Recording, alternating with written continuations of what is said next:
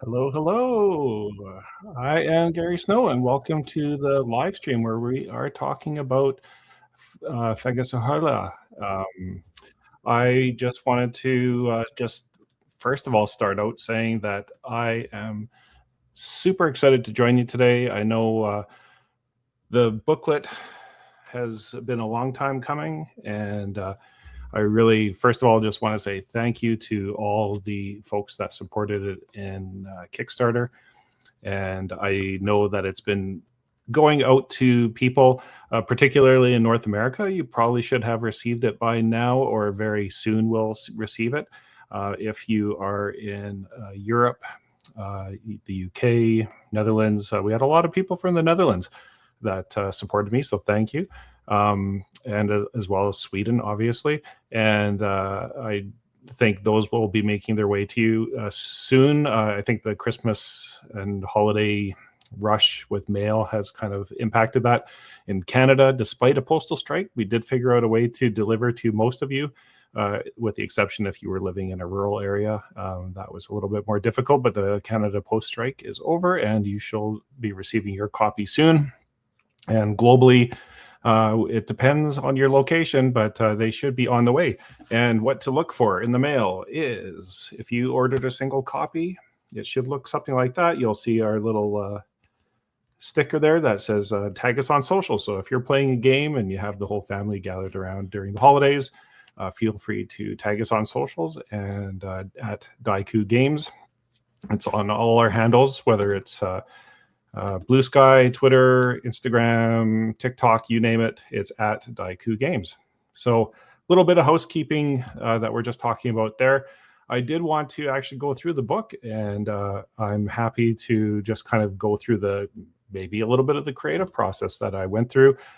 There is a little, I don't know, I guess ups and downs with any creative process that you discover, like kind of what is working, what's not working. There were times that I sunk a lot of energy into something that never really came to fruition, but I just put a pin into those ideas for a future, and I'll just talk about it. So if you are in the comments and you have a question about like the rules or the content or like the structure or anything like that, feel free to pop in and I'll do my best to answer those on the fly. But first of all, let's bring up the booklet and put it on the stage here. So it's a little bit different than what was on the Kickstarter. I wrestled with this, actually. I wrestled with the font selection for the name.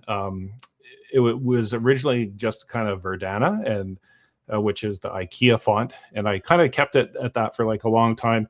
And I finally went, I do want this to be a little bit more, I guess, beautiful. And as you'll see, one of the things that I've kind of strayed maybe a little bit from is that strictly kind of IKEA simplistic.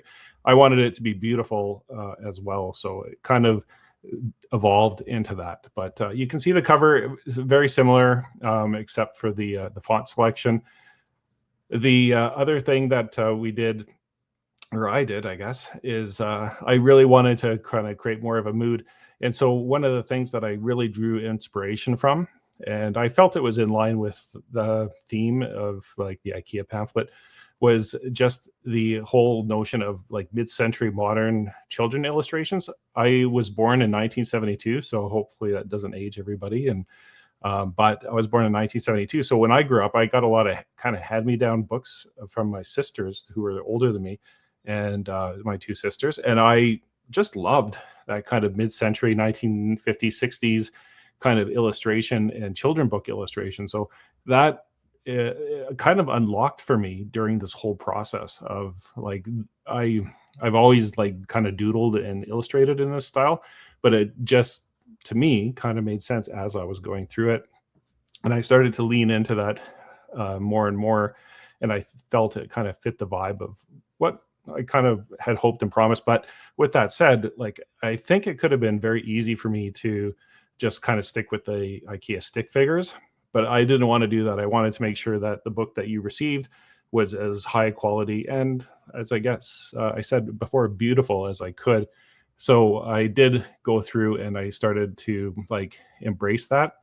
You can see I didn't stray too far from that though. Like it's still kind of like that simplistic children book illustration. There's a town under attack by a dragon, and I also wanted to provide a bit of a context for why you're adventuring. I know for those that might not have actually really played a lot of role-playing games, the term kind of murder hobo is like kind of an old terminology from like the 80s, where basically people went into the dungeons and like killed dragons and they killed whatever they found to steal their treasure. And so the term murder hobos kind of came to be. And for me, I was like, I really wanted like your adventurers to have a reason to go into the dungeon. And especially like, I don't anticipate a lot of people will be using their characters for months and months and years on end. It's just the style of the game and the design is a very minimalistic. So this immediately, I wanted you to read it and go, okay, we're going to our village in our kingdom is like things have gone bad. The crops have gone bad. The reindeer have eaten all your crops that were there. There's the fishing village. There's an evil fish that is eating all the food. So not only did I want to have some future hooks for adventures that I've got in mind, but I also wanted you to have a structure of like, you need to actually pay to feed your village and your community. So with that said, if you have 5,000 copper pennies, you could pay the neighboring kingdom, the Grandland, to come and provide you that food. So I just wanted a bit of a hook so that you can just say, this is what we're doing. The dragons stole all the money in the past. Now we're going to go retrieve it. And so that was that concept. Just a little bit of disclaimers, and you can see all the references. I tried to keep as many of the acronyms down as much as I could because I thought, people are sick of acronyms, but I felt I really wanted to minimize those as much as possible. And you can see Martin Ackerfors, who did a lot of the ideation of like when I'd go, hey, can I use this Swedish terminology or this phrase or this language? He would really help me and just kind of like embrace that, because I really wanted to be as authentic as I could.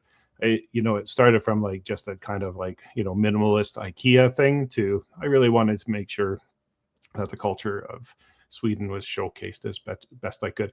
And then Tom Kronhofer. So Tom has been instrumental in being an editor on the game. He he kept me to task, so I really do appreciate that, Tom. If you're watching this later, you definitely made me rethink some of the phrasing, because like some of the rules were always there, but they were kind of maybe weren't as like articulated as I wanted them to be, or should have been. So Tom really kind of questioned a lot of that stuff. So not only did he kind of like look at the text itself for readability, but he also was at a higher level kind of going, well, that rule might need a clarification. So thank you, Tom. And with this one, I really wanted to kind of showcase what happens in a round of the game. And for when you're playing it, like a lot of Dungeons and Dragons typical games have like you roll your initiative and then like who goes first and who doesn't go first. But like, is it the monsters, is it the players, like, or within that, sometimes it even gets more granular. What I really wanted to do was for the doomsayer, who is the GM of the game, to just say, here's the situation. Players, what are you going to do? And so if you're a doomsayer, that's really the guidance of like saying, this is what the monsters are going to do. And the players at any point through their actions can kind of intervene into that situation. And there's more information in the doomsayer section about like how to kind of like tease that out a little bit more. But really, that's all you need to know, is like to say like, here's the situation based upon what is going to happen in the real world. What are you going to do? And so that's where the players come along and they say, well, now I'm going to intervene, whether it's like fighting, running away, sneaking around, whatever the case might be. It's up to the players at that point. So the doomsayer does have a bit of a gentle hand in guiding the situation to say, this is what's going to happen, but it's up to the players to intervene or make that situation change. And then, of course, once the doomsayer says, okay, we have dice that we're going to roll to meet your difficulty, the DF score. And once that decision is made, whether it's successful or unsuccessful, that's the outcome.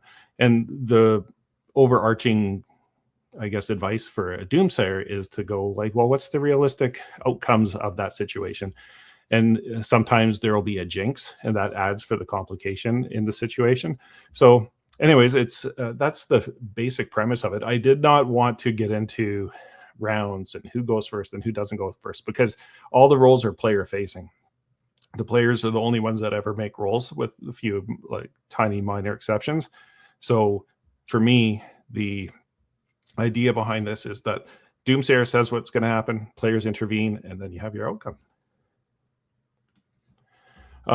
As far as the attributes, I always kind of knew that like I wanted a small set of attributes, and it kind of just worked for Tinker to be kind of like those locks, mechanics, rope use, and all that kind of stuff. Tough being those things that you like take hits, you lift things, you're strong. Will is, you know, with your kind of like mental toughness and just determination. And agile, of course, balancing, swinging, all those kind of fun things that you can do.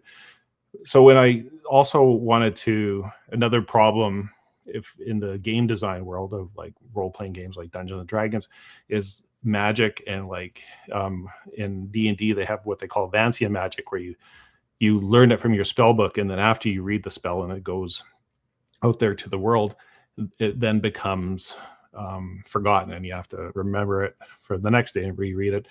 I wanted to kind of have somewhat of a limitation or somewhat of a pressure that you can't always be just casting spells. So my solution was when you use runestone magic, you actually have to make a saving throw, which we'll talk about in a bit. And if you have edible magic, where you're eating something or a potion, that kind of thing, you have to make a tough saving throw. And that was a kind of a key element of like, I wanted to limit the magic, and also that magic's kind of dangerous and powerful, and you might actually cause harm to yourself by taking it or using it. Rolling dice. This was covered a lot in the Kickstarter, so I don't really need to go into it. But essentially, you know, you've got your at least two action dice, and by doing that, you compare it against a scale of 12, with 12 being the most difficult, between 6 and 12. And if it's under 6, don't bother rolling. It's not really necessary to kind of make your players roll too much. Doom dice being the black dice, and we'll talk about more about how they become on the Doom stack, and your luck dice, which you can add after the fact. If you go, boy, I really need to make this roll, you can roll a dice and try to get that number a little bit higher. So once again, we covered this in the Kickstarter. I don't need to go into it in too much detail, but you have basically 6 to 12 is the scale, 12 being the hardest. And there is a bell curve towards all of this. And the more dice you add, it does increase, but not a heck of a lot. But once again, you get above it, it's a success. If it equals to it, it's a jinx, and that's a complication to the situation, even though it's like a success, but there's a complication. And failure is obviously failing, and you might incur some doom or a setback. And once again, just kind of showcasing, you only take the top 2 dice. When I started the whole concept of this system, which is I've been playing with it for, I guess, over 2 years now, just this concept, is that it's based upon Sandy Peterson's original OG Ghostbuster system. One of the problems I always had with that system, though, was there's just too many pips, as they call them, on the dice to add up. So you might roll 6 dice and you have to add up all 6 dice and the pips. I felt that just tedious after too long. And so having this where you can just kind of quickly see that it's a 6 or a 3 or whatever, and you can quickly add those together. So you're only ever adding 2 numbers, which I think is kind of quick and easy for most people. And then once again, advantages and disadvantages. If you have help, or if there's an advantage, you have a history or a knowledge of something, some of the character classes have that built in. They can get an advantage, or a disadvantage if it's like, you know, foggy, dark, something like that, you would get a disadvantage. The Doom stack, which is perhaps the claim to fame with this system is that you stack your black dice, and as it gets higher and higher, it gets more tenuous as to whether it's going to topple. And the whole idea behind the Doom dice was, and the way I look at it with saving throws too, is it's like piranhas just nipping at you throughout the whole game. So a lot of old OSR games, which is old school revival, for those that don't know that acronym, they kind of go, well, you don't really need to roll that much. I took a different spin of it, and I went, people actually kind of like rolling. It makes them feel more involved with the game. And that's also a tactile element that you can bring to the game. It's not required. As I mentioned here on the next slide, you can stack or track.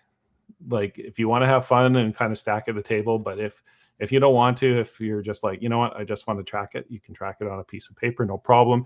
The character sheets, which I'll cover a little bit, you can see they do stack up there. It only goes to 18. I kind of find that's kind of about the maximum that most people can get to. But if you want to track it on your paper, you're welcome to just track it on your paper. You do not need to stack dice at any point, especially like, not everybody has the ton of black dice kicking around. So if you don't have them, feel free to just track it on a piece of paper.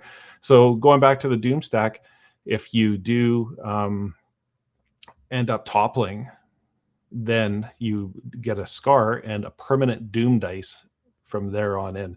So like if you, as an example, you are in a trap with a blade or something like that, and your Doom stack topples, that blade from the trap will give you your scar. So you might get a nasty scar along your face, or maybe an amputated little finger. Nothing that actually makes your character less. It's just kind of for flavor. However, that once that topple happens, you will always have one Doom die at the start of every adventure. That's permanent. If you want to revive after a topple, you have, going back to the attributes, you have to make a successful saving throw, which we'll talk about in a sec, saving throws. But in order to actually have the success in the saving throw, you only have a number of opportunities as your will. So going back to the attributes, like if you only have a 2 will, you've only got 2 chances to recover or revive after a topple. And then if you don't make a saving throw in those 2 times, your character is dead. So it doesn't matter at that point. But you can also recover from Doom. So this is another thing that if you have to kind of judge when you want to try to recover, because the difficulty to recover is actually based upon the amount of Doom you have. So if you have 6 Doom and you want to recover from Doom, you roll your tough score. So however many dice you have in that to get over and above that difficulty, which is the amount of damage you have, the amount of dice on your Doom stack. And if you get above that, that's how much you can take off of your Doom stack. So there's a bit of strategy involved here. If you wait too long and your Doom stack gets too high, it's going to be tough to recover. So you want to kind of, put the bandage on when you're just first cut versus like waiting up too long. It's kind of like that whole, I'd rather put a Band-Aid on than get gangrene type of thing, because eventually the Doom stack gets so high, it's actually getting harder and harder to recover from. So, and with that said too, you have to find opportunities to actually recover. And this is different from a lot of other games that actually like have, like say in D&D, you have clerics that are healing people. This is totally incumbent upon you. Like you are recovering, and you can get some advantages to your role through having Band-Aids or other medicinal things. As I mentioned, you can track or stack your Doom. Now, this is a big one. Like I mentioned, saving throws are like little piranhas nipping at you the whole time. And it should be like a constant point of attention that you're having to make saving throws throughout the game. And so that your stack is always getting a little bit taller. And the more time you spend in the dungeon doing this, the more tension it builds because your stack's getting higher. So the point of, I don't know if I want to actually have a fight with a monster because my stack's already pretty high. It's already wobbly. I have to avoid this. So the tension builds over time with your saving throws. with the saving throw, it's kind of unique, and I've been told, at least in a lot of games, that the same attribute is not only used for doing things in the action dice, but it's also used for keeping things, which is like your saving throws. You're saving to prevent yourself from getting more doom. With that said, you base it upon your attribute, and you're trying to get equal or under that attribute. And if you fail, you take that black die and you put it on your doom stack. If you're successful, you're good. Keep on trucking. But if you fail, it goes on your doom stack. There's different types of saving throws. There's individual or an area. That's kind of the overview of the saving throws. Some of them, like a big gas spore attack, could be an area one, and it affects everybody in the melee zone, which we'll talk about. Or if it's an individual, they might just get stung by an insect or a bug or something like that. There's also multiple saves. So if you have, like, if you're falling off like a really high wall, that could be 6 saves. And this is completely kind of up to the doomsayer for the most part. Or if it's just like a minor thing, it could just be 1 save. So it's really up to you, the doomsayer, to decide how much. And at the end of the day, it's like, I mean, in theory, you could provide 6 saving throws for a player to roll, and they might be successful on all 6. So they might be completely unscathed if they're talented enough. There's also recurring saves. So this was thanks to Tom. It really made me think about how to kind of tease these rules out. With the recurring saves, this is something that, like, it happens every single round until you actually get a winning saving throw. So it doesn't have like a 1 to 6 scale, but it has like every single round. It just kind of builds up. And so that might be something like, as I said here, like in Aliens, the movie, they get some acid on their skin and it's like burning through. You can still fight and do stuff, but you're still having to make a saving throw. The next version of that is a condition save. It's very similar to recurring save as far as you have to do it every single round, but you're also kind of locked out from actually doing any actions. You're just hoping to, like, survive. And this is like maybe a serpent has, like, started to squeeze you. It's squeezing the life out of you, and you have to take that condition of being squeezed out. So you're trying to break free, and until you break free, you can't do anything. So conceivably, this serpent could grab onto you and it could hold on. If you keep failing saving throw after saving throw, you'll just keep getting squeezed to death. And I found that kind of unique. At least I kind of think it was unique within the grand scheme of all tabletop role-playing games, because sometimes those kind of conditions are tough to kind of like showcase in the rules. And this was, I thought, my hope was at least a very elegant way of just kind of showcasing that there is a condition based upon what's happening to you, and you're trying to get rid of it. But it's like, once again, that piranhas, it's like picking at you, and eventually it just becomes too much where you might, like, die even potentially from being squeezed to death. Combat, very similar to the action rolls. You got your difficulty, DF score, and then you have to get either above it to be successful or below, or a complication is just the jinx. And then if it's a jinx, only the damage of the weapon goes to it, because you're not actually achieving a higher result. But if you achieve a higher result, whatever the gap is, the distance is from the numbers, is the damage that also gets applied. So it's kind of showcasing that you can be, like, more successful even with your roll than the weapon. And I always wanted to have that as part of the game, is that even with a punch, you don't even need a weapon. You could do something with a punch, and all you have to do is roll. And if you get above that, that's the damage, is the distance between, or the gap between the DF and your roll. So for me, it just kind of makes combat super easy, because that's another problem with combat in other games, is that, well, what happens if I don't have a weapon? And then you're like looking for a weapon, and just punch them. It's just brawling, and you don't have to worry about weapons as much. And it's also the amount of success. So, like, even with a punch, in theory, if you rolled a 12, you could do more damage than something with a lower score and weapon damage. So I wanted your roll to actually matter in it. Critical rolls. This kind of came like later in the design process, which at one point I had a critical roll table, but this finally clicked for me at one point, and I was really happy when it kind of did, is that when you roll double ones or double sixes, it has that critical attack effect from the monster. Or if you roll double sixes, it reduces the opponent's DF by 1, which helps everybody within the whole group, which is kind of cool. Threes, so if you get 3 1s or 3 6s, I'd like to call it the flee on 3 rule. So I haven't written that down anywhere, but I've kind of been saying that is flee on 3. This is if you've played Call of Cthulhu or something like that, where somebody gets like so freaked out that they end up running away. It's very similar in process, that you, like, your character is freaked out and they have to run, and they make a condition saving throw, and they'll keep running until they make that condition saving throw against their will. The other thing is if you roll 4 1s, you damage your weapon, so it's useless and you better find a new one, or you can punch.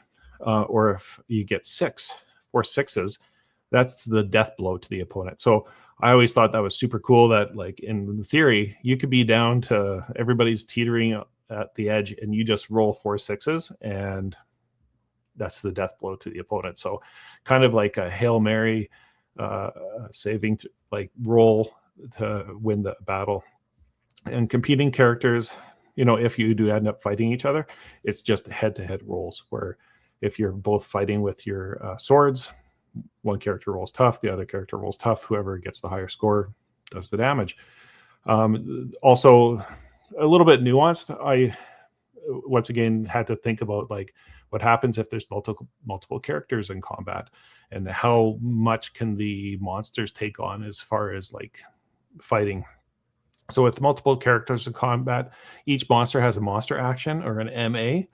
And if they run out of their actions, these monsters, you get some free attacks, which we'll talk about on the next slide.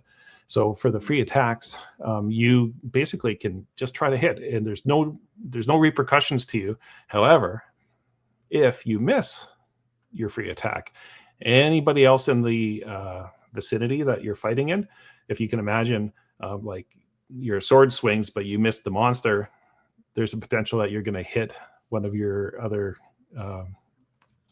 party members. So that's the danger of having a free attack, is if you miss, it actually causes a saving throw for everybody else around you. So I thought that might cause like a lot of funny moments of somebody taking a swing and actually ending up hitting their party member. And here I mentioned like flee on 3. There's also these range zones. So like melee is kind of where the hand-to-hand combat and the sword and the hammers and all that kind of stuff take place. If you're outside of that in the range combat, so if you have a bow or a spear that you choose to throw, you can even throw a knife or a dagger if you wanted to. But if you have that, you're basically outside of receiving any combat. So you are always going to have a free attack unless the monster moves into your zone to start fighting with you. So people could sit out on the periphery with their bows and shoot. However, once again, if they miss, they might end up hitting one of their party members, which could cause, I guess, some kind of funny moments. And then at long ranged, you actually get a disadvantage. So if you're so far away that you're at long range and you're shooting your bow, you actually have a -1 die. So if in that case, if you only had a agile of 2, say, and you shot with your bow normally at ranged with 2, at long range, you're down to only 1 die, and it's almost impossible to actually be successful. So you might have to risk using a doom die to add to your roll, and then that doom die immediately goes on your doom stack. So there's like a cost to eliminating these disadvantages. And then if you do have people fleeing in the game, to flee on 3, the fleeing party starts at the ranged area and the chasing party starts at the melee area. And then you do action rolls. And this is one of the few times that the doomsayer actually rolls dice on behalf of the monster. So if the monster has, like, say, really fast, they have 4 monster actions, they get to roll 4 dice against the player's 2 dice or 3 dice or 4 dice, whatever their agile is. And so that's where the competition takes place. And it can keep going for a long time. But as time goes on, the players do have to start making saving throws against their tough to keep that kind of pace of chase running. But it's up to the doomsayer whether the monsters actually pursue the players at any point. So whatever makes sense for the game. The doomsayer has a lot of agency. It's your kind of world. You tell the story of what is going to happen realistically. We don't need to go into the hard details of this, but when you assemble a character, you can basically choose what you want. So you can be everything from an elf down to a troll carl, which is a wizard, and you can choose any of those character types. Or if you just need to like quickly roll up something, there's a D66 table on the side there, so you can just choose what you want. You get your starting attributes, so those are to start with, and then you also get your starting luck, and you also get your heirlooms, and then you get your starting gear. So this table is kind of key to making your characters. I should point out, I'm just going to pop in here. If you're a doomsayer and you're like going, hey, I need to introduce this game to somebody that's never really played role-play games, and I just need like a quick reference sheet, I did make this half and half character sheet. So you can basically fold it right down the middle, and the top half has the rules of like what you need to remember as far as like making the character, and the bottom half is you can just fill it out. So maybe it's just like, you know, a player that's never done it before. Here's a way that you can basically have like a reference sheet right at the top of the character sheet, and it's a kind of a smaller character sheet compared to normal, but I wanted to make it as easy for like you to just hand out 5 or 6 of these sheets and go, okay, let's walk through the process. And with that said, I should also bring up the fact that on our website, daikugames.com, there is basically all the rules filtered down into this one page. And there's also even a QR code at the top of it that you can scan, and there's a dice roller, which we'll talk about in a little bit. But like all the rules of Fang are right here. In theory, you don't really you don't need anything more than that. And that's based upon what I'm calling the Doom 6 system of like the Doom stack and like the resolutions and the action rolls and that kind of thing. But anyways, you do not need to go crazy. You can print out a bunch of these. You don't need tons of booklets or anything like that. I wanted to make this game as accessible as possible for people to play. And so there's the rules. They're on the website, daikugames.com/Fang. There's all the links there, and I'll show that in a bit. But anyways, I just wanted to kind of show you that there are basically this on the character, those mini character sheets. And then from there, you make saving throws for each attribute. One of the difficulties of when you only have 4 attributes and you're trying to figure out, like, I've played around with the different rule options in the past of like everybody, if you've played tabletop role-playing games, is like, well, how do you get to your attributes? So the basis of it is like, you know, let's go back to look at the troll. They start with a 4 tough. They're very, very strong, but they're kind of 2 in everything else. So what happens is you make a saving throw for each one. So each one of those that is a 2 might go up to a 3. And if it's a 4, that might even go up to a 5. When in the past, I've played around with different rule sets where like, oh, you get to choose 1 or 2 attributes that you get to add to. And I always found it's very hard with 4 because you don't really know what to do. So this way, it's actually kind of a nice, fair balance of like, hopefully you make a saving throw and you actually get to bump up your attributes. And you could bump all 4 up or bump none up. And if you actually don't do an attribute bonus because of that, if you don't make any of those saving throws, you get a luck dice in compensation. So if you don't get any of those saving throws and none of your attributes bump up, you get 4 permanent luck dice. And if you make 2, you get 2 luck dice. So it's kind of based upon that. And once again, the magic heirlooms, there's rune stones, which are kind of big, heavy rocks with runes inscribed in them. And that's also the basis of weight, which is always another problem with tabletop role-playing games, is how much weight can a character carry. So I really wanted the rune stones or stone to actually be the official weight. So you can only carry so many rune stones on you, and that would also limit your kind of ability to kind of be casting too much magic, because these stones are heavy, as well as edibles. They're digestible, but you do have to make a tough saving throw.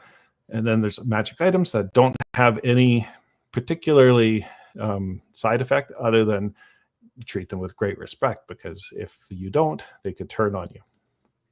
So you've got your characters. I'm most proud of the graveling character. So that's never kind of been done before, but I kept thinking of ironically, at the Christmas time, like Rudolph the Red-Nosed Reindeer story with Yukon Cornelius. And I really wanted a character kind of like Yukon Cornelius, where he had his pick and he was like prospecting. And I kind of, with Martin, I asked like about different names and that kind of stuff. And we came up with this badger type character for underground digging. So that's a kind of a brand new character. I don't think anybody's ever made a character like that before. And then here's the other four, and the troll and the troll Carl, which is the wizard with his stone, and Tomte, which is kind of a sprite-like creature. I originally, like most games, there's like the halfling or the hobbit, and I wanted this to be like a little bit more like elfy in nature. Going to the rune stones, and this might be a good time to point out there's also a spread. Let me back up here. There's also a spread version that when you purchase the game, you get the spread version. And this has, and in the book, it showcases a little bit better that all the rune stones are on one page, and you roll a D66 table, and then you basically get your rune stone, that however many you get as part of your starting character, that's how many you get to roll. And same with edibles, and same with magic items. So basically there's 3 tables that you roll on, and that's the end of your character creation. And I hope to add to these more in the future, but for the most part, the rune stones don't really have like attack advantages, like fireballs, like most, like say tabletop role-playing games have, or like D&D where they're throwing fireballs. These are kind of a little bit more abstract, because at the end of the day too, you don't want somebody with a runestone just going fireball, fireball, fireball, fireball.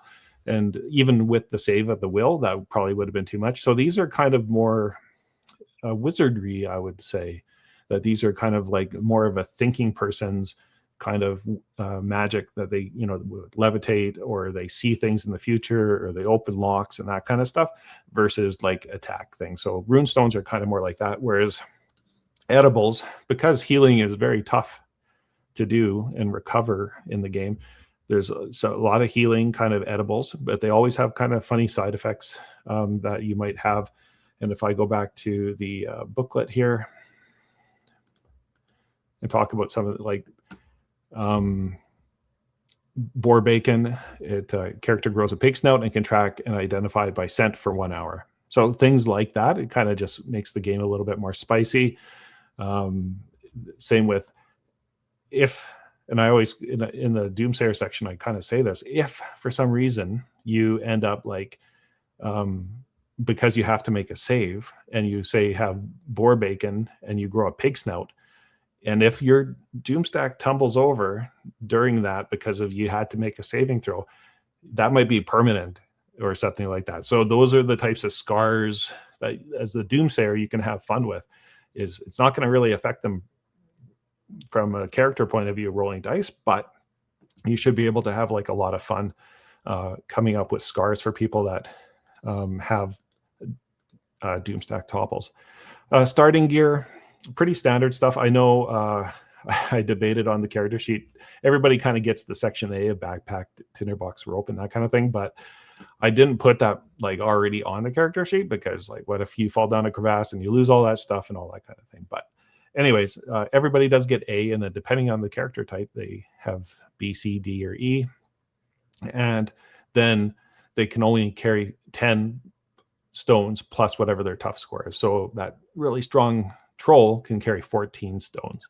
And then you get your starting copper pennies that you can buy whatever other gear from any section that you want. It's not limited to that section. You can just buy it, but your starting gear is kind of geared towards your character type. Doomsayer section. So once again, the Doomsayer is the world. Player actions will drive the story, and you fairly represent the difficulty and the outcome. So if it's the kind of the gentle hand of the story, and you play off of it, because you don't have to really make any rolls. Like, this should be kind of a fun activity for you. You basically get to be the world, and let your imagination guide you. I've purposely left some of the items pretty vague because I wanted the Doomsayer to really just like lean into their creativity. Like, and it's a small booklet, but at the same time, like, to me, you should really be able to just like sit down at the table, make some characters, and just roll. Like, you do not need to spend 3 or 4 hours making a game. Like, please don't. just improv the whole thing. It's very easy to just like say, like, you come across this, and let the player's actions are gonna really drive the adventure, and you just kind of set them on a path and like just see what happens. I can't say this enough. I know it's tough for unexperienced GMs or Doomsayers to kind of like think about that, but when I started this rule set, my whole goal was, when I first started playing Dungeons and Dragons when I was, I guess, 12 or 13 at the time, to be honest, I didn't really have a good concept of the rules, and so we fudged a lot of stuff. But in essence, that feeling, not a fudging, I shouldn't call it like that, but because you didn't know the rules, you just kind of made quick decisions and rules on the fly of like, okay, if you roll a d6 and 1 and 2 is this, and 3 and 4 is that, and 5 and 6 is this. That's essentially how easy this rule set is, that you should just be able to sit down and play and just say, here's the difficulty, what do you do? And let the players decide. But ultimately, enjoy the process. If you get stuck, just make the best decision you can. Just keep it moving along. Everybody's there to have fun. Nobody's going to sit there and go, well, I thought about that 3 days later, and you shouldn't have done that. Like, it's a game. Let's have fun. So with that said, as a Doomsayer, you have permission to be creative. I should note, I'm drawing a blank right now. Whoever did the original player's handbook for the old TSR game, this is a little bit of an homage to that statue at the front. So in case the shape kind of looks familiar, I'll say I don't know if you want to call it ripped off or I was inspired or whatever. Anyways, they say, art and graphic design, it's kind of like finding inspiration and working with it and kind of making it your own. So if that looks familiar or the shape looks familiar, that is from the old player's handbook. And I can't remember the artist's name, so I'm kind of blanking on that. I'll try to remember that. Permission to be creative as a Doomsayer. Just be creative. Like, there's nobody holding you to account. Just like have fun. The players will ask lots of questions, and then that will inspire you to answer creatively. Coming up with a jinx, same thing. Think of the situation that you're at. If they have torches, things can light on fire. If they miss an enemy and they hit like one of the support beams in the dungeon, that might cause a bit of a cave-in. Even if it causes saving throws, go for it. Like, it's a jinx. It should be a complication. And with that, call for saving throws a lot. Building that doom stack is a key part of the game. Like, don't be afraid to dish out like, hey, make a saving throw. Not to be like, there's a fine line between making them make a saving throw for everything. But if something bad happens, have them make a saving throw based upon whatever attribute. Once again, objects and challenges later on, they are meant to be kind of abstract and for you to bring your own thing into it. I used the example of the glowing mushrooms. Inevitably, one of these players is going to go, well, I want to eat one. Well, what happens? And just like play it out, and just like, it's up to you as the Doomsayer. And then parlaying with opponents. It's not explicit, and people that are maybe not familiar with the tabletop role-playing games and embodying a character. So some people might come from maybe more of a board game background, but if they parlay with an opponent, so say a Tomte is very nice, everybody loves it, just like a Hobbit.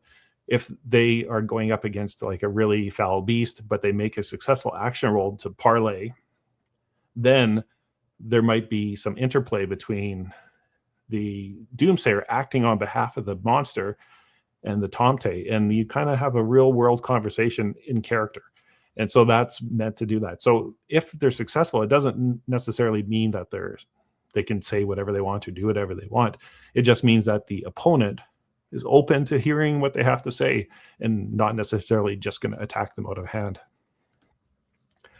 Finding and avoiding traps. So this, and I'll talk about it more in the trap section, but if, one of the other challenges of games is, and I hate this as a dungeon master, is when you like walk into a room and then the dungeon master goes, "Oh yeah, a big block fell on you and you're dead." Like, yeah, it's not very fun. It's good to actually kind of know that there is a trap. So always just say there is a trap, and this is the difficulty to disarm it. The actual mechanism, it's so complicated to actually talk about traps and like the different mechanisms that might be employed to like make a trap happen.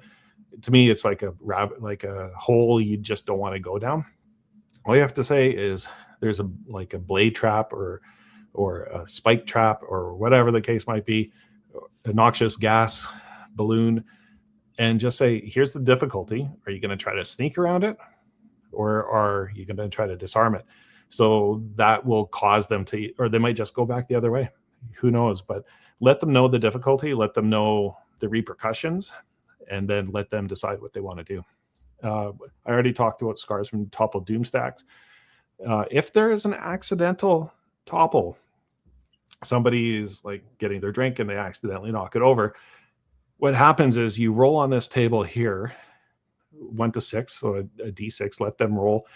And then what basically happens is something bad will happen to them, and there might be knock-on effects to the rest of the party. So you never want like somebody to, like, everybody should be very careful if they're playing with the stacking doom stack, because if they accidentally knock over their doom stack, they actually might cause trauma or damage to other people because of the knock-on effect. So you could trigger an undetected trap. In this case, you might be ambushed by a defeated monster that is back for revenge at full strength. So somebody that you thought was dead, like, aliens type of thing, nope, they're back.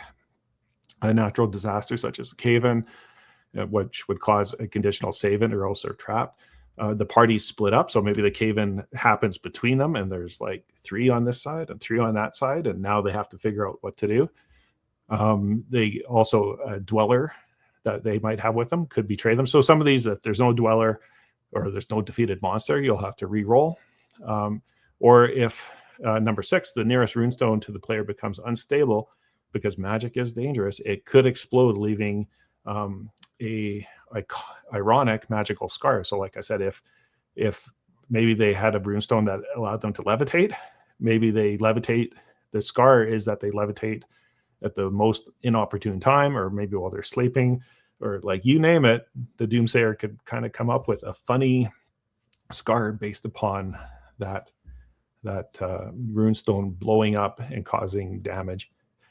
Okay, enter the dungeon. And going back to here, one of the things that I really finally honed in on was the spreads on the pages. So I just wanted to have something where, like, on each page over the next things with the monsters, I really wanted like them to be interconnected. Believe it or not, there is one spread that was like 6 pages in total. So this is 2, but there is one spread that has 6 pages in total, and there was 2 intertwined serpents, and I wasted so much time doing that. I still might use it, so I put a pin in it, but there was like 6 pages that were intertwined serpents, and it was really fun to kind of do. But then eventually I went, well, where am I going to use that? I'm not going to have 6 pages of serpents when it's only 48 pages long.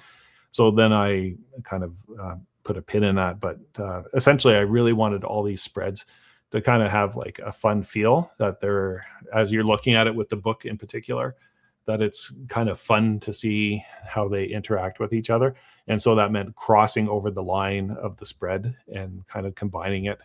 And I don't know, I just wanted to do that, and I wanted to have things flow from page to page. It was just something that I felt I really wanted to do. So I guess that's where we got to. So entering the dungeon, navigating. This was also kind of this. It took some time to kind of really get into the fact that you are just like, this table is just navigating. And when you look at a lot of like dungeon crawly games, Dungeons and Dragons as an example, you know, they spend a lot of time kind of saying you're into a room. What's in the room? Well, it might be a pantry, or it might be this, or it might be that. And I've always found that's like a nice to have, but it's really not necessary. People kind of want to know what's like in the room, not necessarily what the room is. So I kind of went, let's just get rid of room descriptions altogether. And the main thing is the navigating. So when you exit a room, just say you had a fight with a monster, you've won. Okay, now you roll on the navigating table and you can figure out how to get out of this room. And so there might be a bridge over a crevasse, a corridor out, and sometimes there's 2 exits on the D66 table. So then there's like 2 of those options. And so the idea behind it is like, this really just helps you build out the dungeon by rolling on the navigating table to the next room.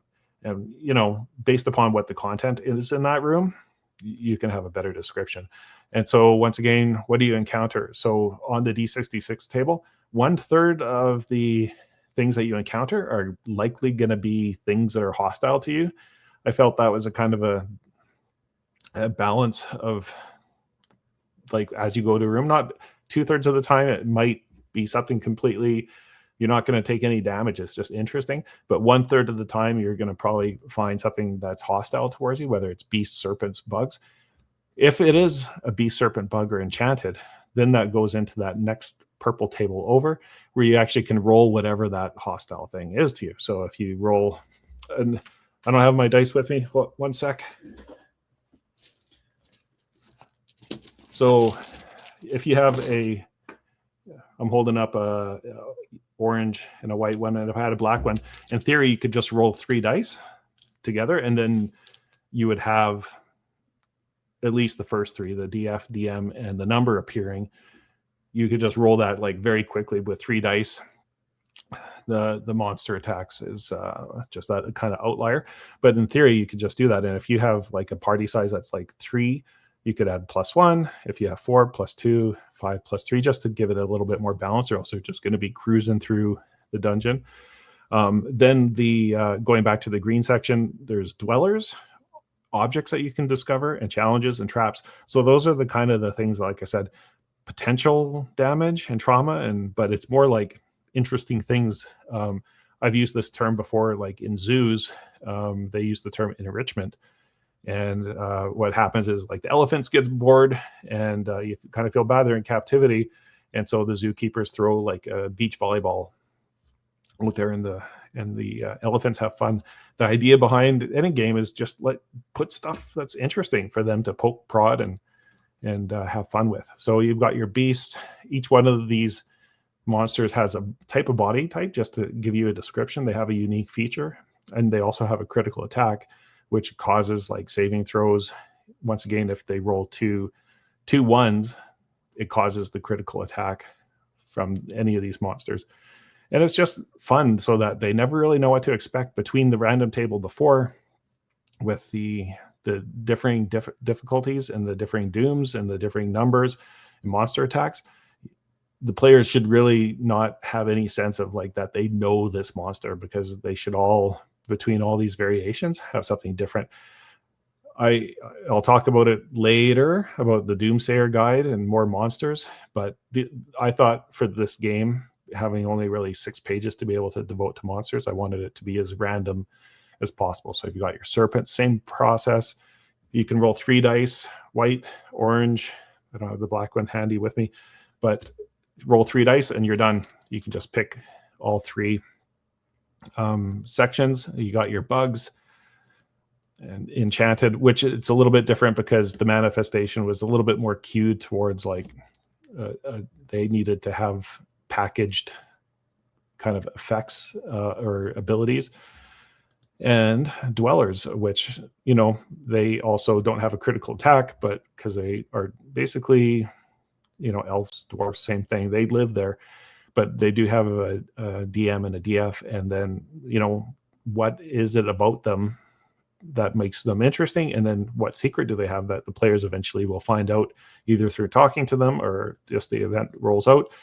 Going back to that glowing mushroom example, objects, these are things like the elephants and the beach ball. Just you throw it in there and just see what happens. They poke, prod, and they will have their own kind of take on what they want to do. And the doomsayer, just roll with it and just see what happens, and just be creative with whatever the objects that they find. And challenges, this is kind of like objects on steroids. That, like, this should be something that you get the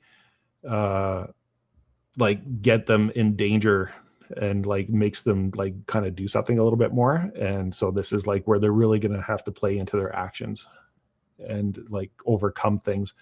And then traps, going back to that whole concept of, you show them what the trap is, but the randomness of the trap is that here's the different types and what the saving throw might be, and then you roll on what the difficulty is. So each trap is going to be a little bit different. So there's going to be different DFs from 7 to 12, and you roll D6 to figure that out. And on the D66 table, what type of trap? And then based upon that, the players can decide what they want to do.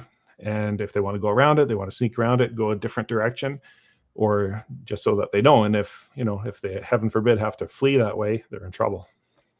Treasure, I didn't want to overcomplicate the game, because like often many games have copper, electrum, silver, gold, platinum.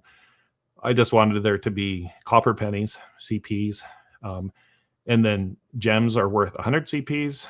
Jewelry of whatever assortment is just 25, and pearls are 5. And that just kind of, maybe that's a bit of a cheat, because that's like electrum and all that kind of stuff. But I just wanted to add some variety as to what people would find and how much they weigh. And so when you do defeat a monster, say, you roll on the table, where's the treasure? Hey, guess what? No treasure on number 1 to number 6, a trap door. So they'll know that there's treasure behind this trap door. And then what do you find there? And then the treasure table, basically adding it.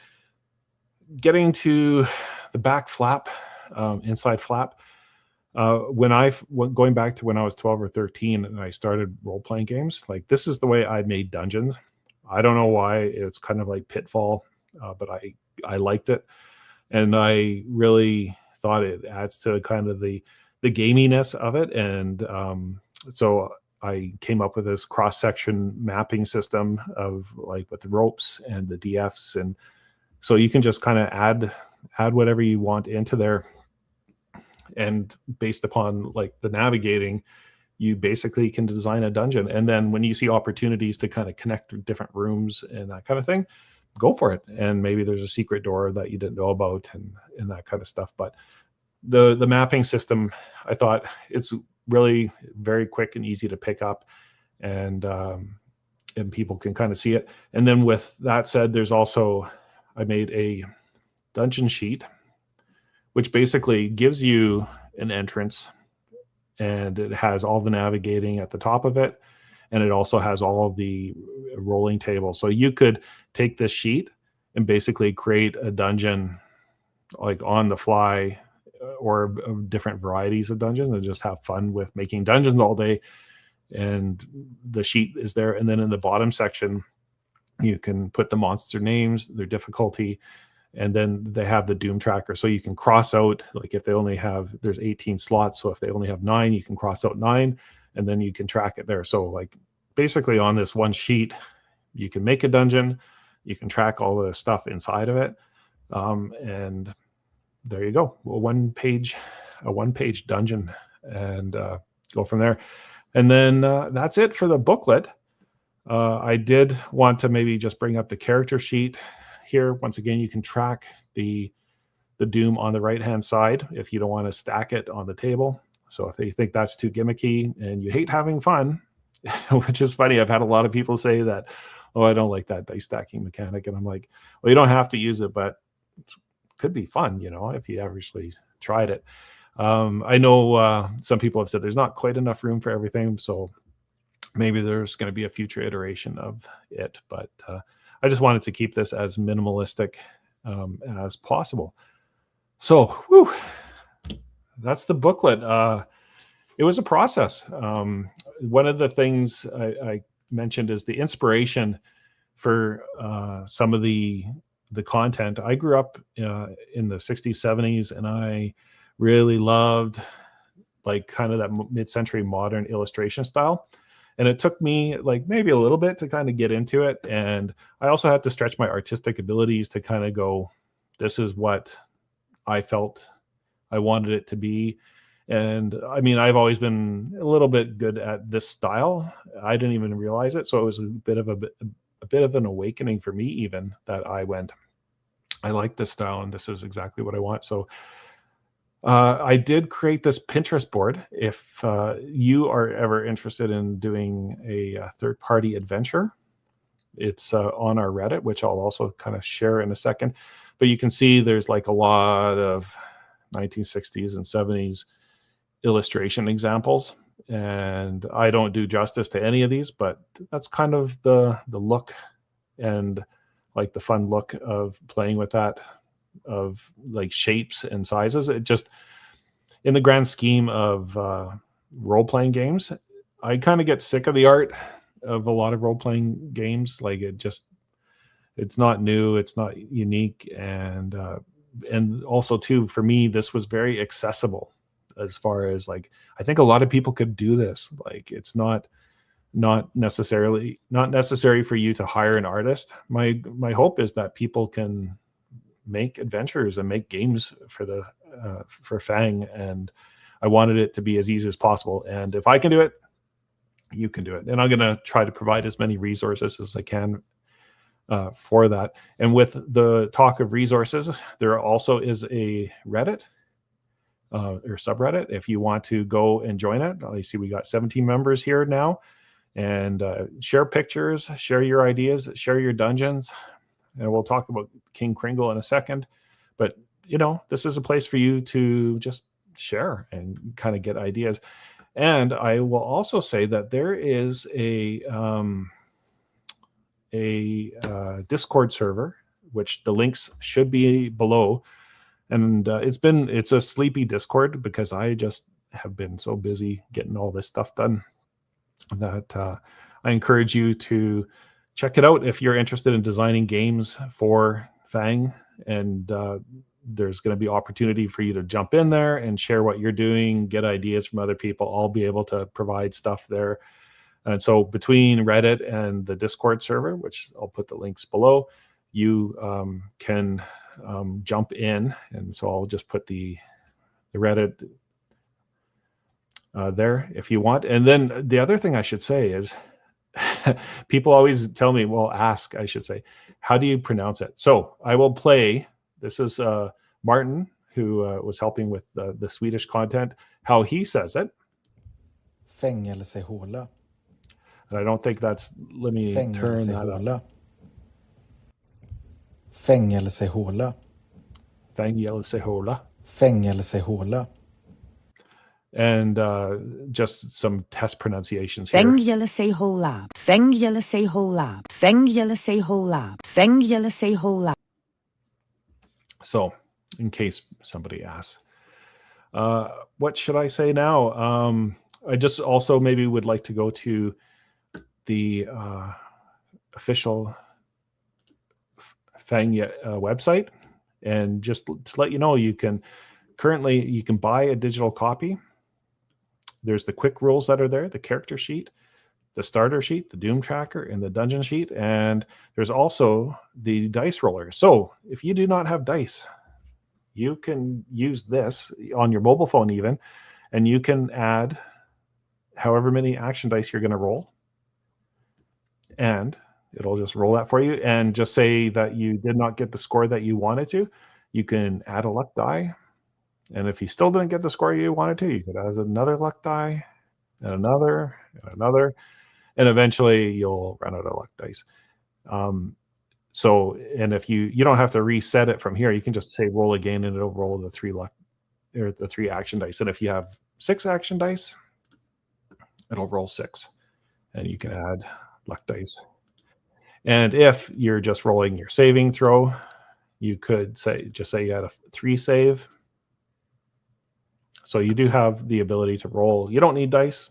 It's always fun to have dice. The system is really built for dice, but if you don't have dice, you can just roll it on your on the online version, and it'll fit on your mobile phone too. And so once again, if you want to buy a digital copy, you can for a limited time. It's more expensive than the Kickstarter by a couple bucks, but you can order that now, and you can get the digital files for a little bit more than the Kickstarter, and that's only going on to December the 31st. So at the end of the year, that's the last opportunity that you'll have.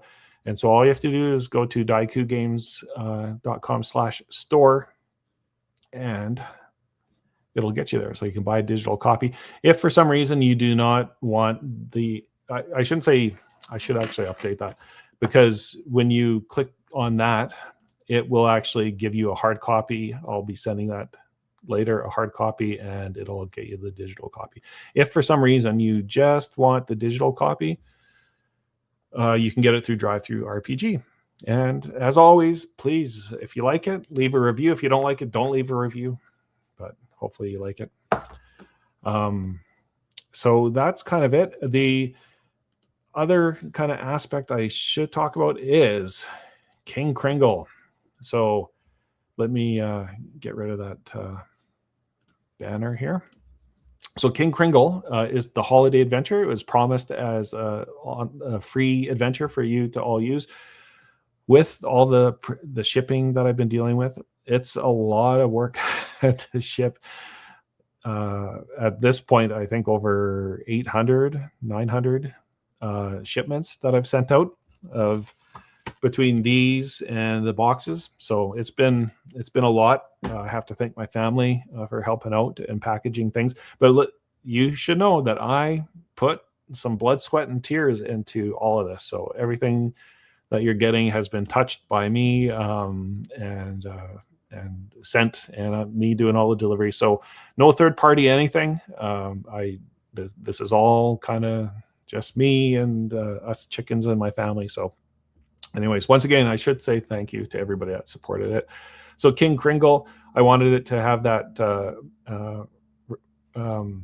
Rankin Bass kind of vibe to it, like the Rudolph and that kind of stuff. So King Cringle is the concept I came up with. I got really a lot of fun making this kind of children illustration. I'm getting better at it, I think. You can see in the background of the moon, the pumpkin face, and that is because Prince Pumpkin is the villain in this. And so he basically kidnaps King Cringle, and you have to get him back. And so here is the cast of characters that you're going to be dealing with. The Pumpkin Prince. I wanted him to be a small, smarmy little dude. And you can see his little curl there at the top, which is his little pumpkin stem. And he's got a wand that shoots pumpkin spice, which I don't know if everybody's a pumpkin spice fan. I am not. So it made sense for me to include a wand that shoots pumpkin spice. And so he's kind of like that, always feeling like he's unappreciated guys, that he kidnapped King Cringle, and not only kidnapped him, but it has took him a hostage in King Cringle's castle. So that's, as you can imagine, there's a workshop, there's a forge where they make a lot of the things for there, and King Cringle is held somewhere in the castle. And so that will be going out in the next couple days. I'm a little bit behind. Apologies for that, but I will ensure that it gets there for Christmas. The Pumpkin Prince's kids, the bad seeds, as I'm calling them, Hans and Franz. So I don't know if everybody that's watching or knows from home remembers that old Saturday Night Live, and I'm aging myself with the Hans and Franz characters, like the Arnold Schwarzenegger types. But anyways, as soon as I realized that the name in Swedish for a seed was Fran, I said, okay, well, we got to do, and Hans is a, I guess maybe stereotypical name in Sweden. So Hans and Fran, the brother and sister of the Pumpkin Prince, and so they are kind of his seconds in command of the Seed Army. And then Slinger Vox, which is basically a pumpkin vine crawling spider creature. And so all these are kind of like in the process of just about coming to fruition. So I'm excited by that. It was fun to make these things. Like I said, I'm getting faster at the illustrations and the layout. And kind of once you hone in on a style, it's a lot easier than in the past when I first went, okay, I've got this IKEA concept and I wanted not to just do stick figures. It took me a while to hone in on it, but I'm hoping everybody's happy with it. And once again, if you do not have it currently in North America, you should be if it's not there by the end of the Christmas week, please, I'll put links in your updates to file an issue and I'll see what I can do. Europe, it's surprisingly how long it's been taking. Even Martin and Tom, who I sent copies to November the 27th, are just being notified that they're getting them now. So that's in Sweden. So with that said, a little bit of grace and patience would be appreciated. The holiday packaging and shipping season, I think it just kind of, I ran into that problem. But with that said, I wanted you to have it for Christmas. So that was my attempt to get it out as early as I could. And this is really my kind of first Kickstarter that I actually did full on deliveries. And so it was a bit of a learning process and a little bit slower. And once again, going back to the whole finding the unique vibes and looks that I wanted to have for the game. Everything took a little bit longer, but I have learned from that moving forward. And with that said, I do have plans, as I mentioned, for, and I should also note that there's still 85 folks that have not kind of confirmed their shipping and paid for the shipping. If you are one of those 85, please check out the survey links and previous updates. I probably should have put it in this last update today, but go to previous updates and there's a link to the survey, or check your inbox for the survey and fill it out, because I want to get them to you, especially if there's upcoming tariffs. I'm in Canada, so you are getting the items from Canada. So that's also somewhat of a delay for some people, but if you are getting it, there might be tariffs in the future, which has been said about Canada, that we might have a tariff attached to shipments coming from Canada. I don't know how that's going to play out. So please do it before Christmas or before the end of the year, because I want to make sure that you just get them. Future. So I mentioned, I'm just going to move some of this stuff off the screen so you can see me a little bit better. In the future, I really want there to be a good community around here of sharing. And I just kind of believe in that philosophy of setting up a community to build cool stuff. And so the plan for me is there is a doomsayer booklet coming. And in that booklet, we'll have tips, tricks to be a good doomsayer, more treasure, more magic items, heirlooms, so to speak, as well as a slew of monsters similar in scope to what you saw with the pumpkin people. They're basically, it's going to be like a DM's guide, a Dungeon Master guide, and it's going to have all that stuff. I don't know when that's going to happen. As far as it probably makes a lot of sense to have it as Zine Quest, this upcoming Zine Quest. I haven't made a page for it, so I can't really direct you to it yet, because also I'm kind of waiting to see how the whole tariff thing plays out and what that means and that kind of stuff. The other aspect to it is it's not that you need a Dungeon Master guide, or sorry, not a Dungeon Master guide, a Dungeon Master screen, but many games have Dungeon Master screens just to kind of hide content, like if you're writing notes or you have your dungeon sheet behind the screen that people can't kind of quickly see. I had this idea, and I mentioned it in a way back previous update, that the concept would be to have a DM's screen that you can fold and put it out on the table and have a getting to the dungeon. And I sourced, and maybe down a rabbit hole, I will hold it up here. You can see, well, this little coin here. I'm probably too. So there it is. it's like a little game token. And I had thought that might be a fun thing to add into, you can see the little token here, have the doomsayer screen fold out to be like a getting to the dungeon game. And it basically is meant to kind of show you the world and also make you as players have like a whole bunch of little tiny little mini encounters that are just like one roll. You know, maybe bandits stole something and you have to roll a saving throw for will because your confidence has been lost. Or maybe you run into a tinker that is giving you something because they believe in your quest, whatever the case might be. And then you end up like learning about the rules of the game on the way to the dungeon. So that's also potentially in the mix, maybe as part of the Doomsayer guide or maybe a separate thing. Also on top of that, I've just been kind of playing around with this Doom Sack, where you can get dice. I know somebody asked how many dice should I have. This sack, this Doomstack sack, was kind of designed for 30 black, 20 white or cream, and 20 orange for the luck. So you would get 70 dice in this. And so that's another thing that might be coming at you, whether it's an online store or it's part of a Kickstarter. I'm not entirely sure. We're just going to kind of wait and see. And as I mentioned, I have learned that you should, and because I'm like faster and better at it now, you should just have the game like ready, done, and out and ready to go. So if I can get it to that point where it's not going to be taking a long time, my goal would be, if I did a Kickstarter in February, to have that out by like sooner than later. I'm probably a couple months behind here on this one, so thank you, but I hope just kind of showcasing the evolution of it and the process of it, you can kind of appreciate all the steps that went into it. But now that I'm kind of locked in, I hope to move a little bit faster on this.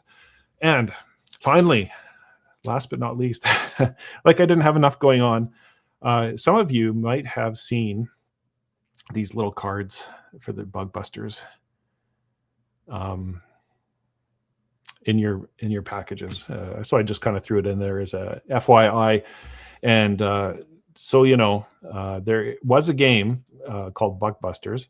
There is a game called Bug Busters, and let's add it to the stage. This has been a pet project of mine, but even before this Fang, I wanted to just kind of create it. And so it employs a lot of basically the basis of the rules. The Doom 6 system was basically based upon like this game.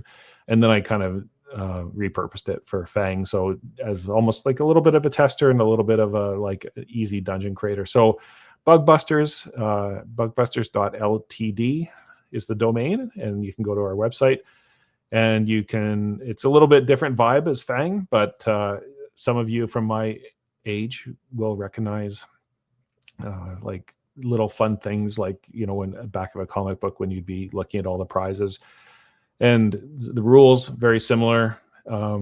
With that said, there's also an ability to like grow the character along, so you can actually improve different saving throws for different things by getting patches for an advancement. And you get like a fight song and a chill song on your character sheet, and there's just a lot of fun to it. So this actually has been like very close to being done for quite a while, and Fang actually was the thing that kind of sidetracked me from finishing it. But this will eventually be a Kickstarter, so feel free to follow along. I know a number of you have, just based upon the fact that I've seen the numbers of the followers jump up, but feel free to join. I'll put the links in below. And I just encourage you, if you have not subscribed to this channel, I do a lot of creator interviews. Like my focus has always been indie games. I love indie games, and I love supporting indie gamers. And if you're an indie gamer and you want to jump on the Discord that I had mentioned earlier, links in the show.